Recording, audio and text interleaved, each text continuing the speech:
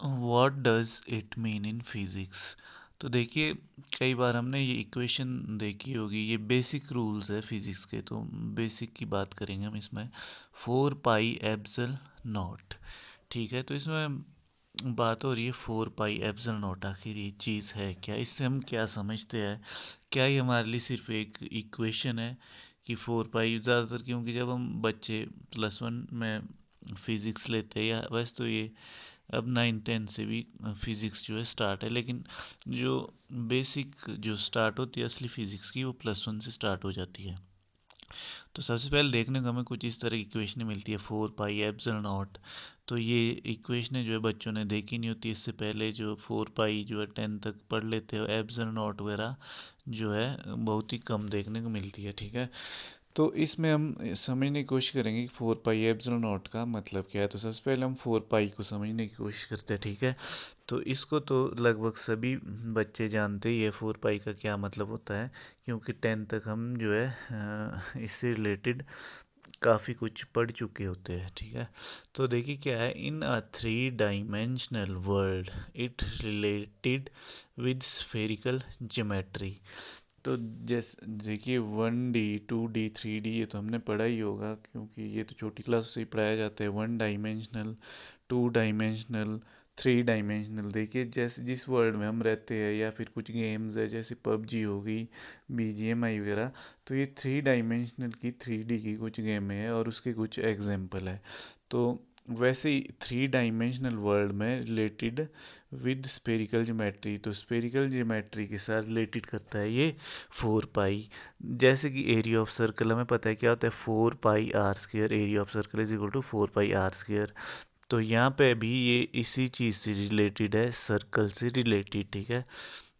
तो इसमें ज़्यादा कंफ्यूज नहीं होना है कि 4 पाई एप्सिलॉन नॉट पता नहीं क्या चीज़ आ चुकी है। तो 4 pi is related with spherical geometry, यानी कि सर्कल से रिलेटेड कोई चीज़ है। देखिए अगर आपको और ज़्यादा डीप समझना है तो इस पर मैं एक अलग से वीडियो बनाऊंगा, लेकिन यहाँ हम सिर्फ एक बात कर रहे हैं जिसमें जो है यहाँ पे बताने की कोशिश की जा रही है कि सिंपल तरीके से, ताकि हम हमारे बेसिक कॉन्सेप्ट जो है क्लियर हो जाए, क्योंकि मैंने खुद देखा है कि ये चीज़ें जो है बच्चों को बिल्कुल भी बेसिक लेवल पे बताई नहीं जाती है, ठीक है।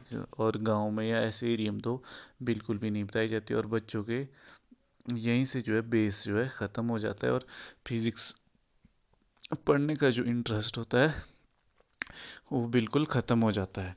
तो यहाँ से कॉन्सेप्ट क्लियर हो चुका है।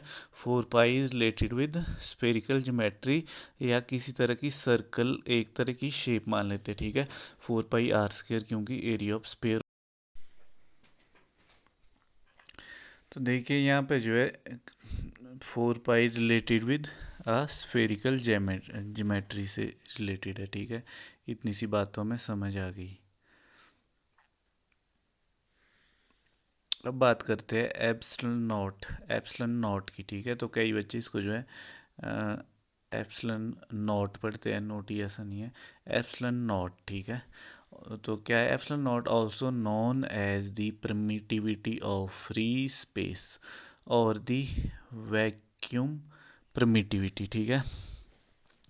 तो देखिए यहाँ पे हम बात कर रहे हैं एप्सिलॉन नॉट की। तो एप्सिलॉन नॉट क्या होता है, एक तरह से जो है ये जो है यह बताने में हमें मदद करता है कि खाली स्थान में इलेक्ट्रिक फील्ड कितनी आसानी से फैल सकती है, ठीक है।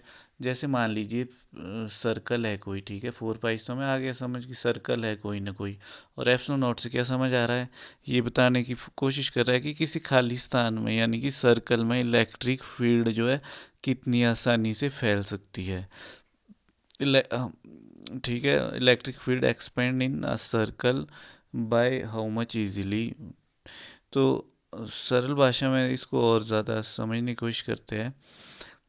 आप कल्पना कर सकते हैं जैसे कि अंतरिक्ष, स्पेस जो है पूरी तरह से खाली नहीं है, ठीक है, बल्कि एक माध्यम, मीडियम की तरह काम करता है। जैसे हवा में ध्वनि तरंगे, साउंड वेव फैल सकती है, लेकिन एक सीमा तक। या फिर जो है, तो एक तरह से तो परमिटिविटी ऑफ स्पेस, तो समझ लीजिए इलेक्ट्रिकल फील्ड जो है कितनी आसानी से फैल सकती है, हमें मोटा मोटा समझ लेना है बस। तो अब बात आती है 4 पाई एप्सिलॉन नॉट। अब दोनों चीज़ों को हम इकट्ठे कर रहे हैं, 4 पाई और एप्सिलॉन नॉट को भी, तो ये रिप्रेजेंट क्या कर रही है, 4 पाई से हमें समझ आ गया एक सर्कल, ठीक है। तो यहाँ से हमें इतनी सी बात समझ आ चुकी है, 4 पाई रिप्रेजेंट कर रहा है एक सर्कल को, और एप्सिलॉन नॉट क्या रिप्रेजेंट कर रहा है कि इलेक्ट्रिकल फील्ड कितनी आसानी से फैल सकती है इस सर्कल के अंदर, ठीक है। तो 4 पाई एप्सिलॉन नॉट डायरेक्टली किस चीज़ को हमें बता रहा है कि एक सर्कल के अंदर इलेक्ट्रिकल फील्ड जो है कितनी आसानी से फैल सकती है। या फिर जो है, देखिए जो ये एप्सिलॉन नॉट होता है, एक ये क्या करता है, जैसे मतलब एक तरह से एग्जांपल समझ लीजिए, जैसे पानी में तैरने पर घर्षण जो है महसूस होता है, इस तरह इलेक्ट्रिक फील्ड को भी खाली स्थान में फैलने में थोड़ी बाधा मिलती है, ठीक है। अब किसी भी चीज़ को ट्रैवल करना है तो कोई ना कोई मीडियम चाहिए होता है, जैसे हम बोलते हैं तो साउंड के लिए मीडियम होता है कुछ ना कुछ, ठीक है। ऑक्सीजन है, जितना भी हमारे सराउंडिंग है, कुछ ना कुछ मीडियम है, एयर का मीडियम है, ठीक है। तो वैसे ही जो है इसमें फैलने के लिए भी कुछ ना कुछ मीडियम चाहिए होता है। इस बाधा को, रेजिस्टेंस जो आता है, को एप्सिलॉन नॉट में मापा जाता है, ठीक है। इतनी बात समझ लीजिए, जो ये बाधा आ रही है किस चीज़ में, इलेक्ट्रिकल फील्ड के फैलने में जो स्पेस है, ठीक है, उसे किससे मापा जाता है, एप्सिलॉन नॉट से। और इसका मान आपको कुछ पता होगा, कुछ 8.854 × 10⁻12 कुछ होता है, ठीक है। खैर उसकी बात हम इसमें नहीं करेंगे, इसके लिए अलग वीडियो पे इसके लिए अलग से एक वीडियो बनाई गई है, एप्सिलॉन नॉट के लिए, एप्सिलॉन नॉट पे अलग वीडियो बनाई गई है। आप वहाँ जाके चेक कर सकते हैं अगर आपको यहाँ पे समझने में कोई प्रॉब्लम आ रही है।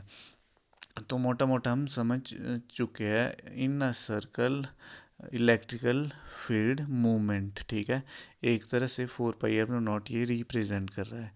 तो अगर आपको वीडियो अच्छी लगी, चैनल को सब्सक्राइब, वीडियो को लाइक शेयर और चैनल को सब्सक्राइब करना बिल्कुल भी ना भूलें।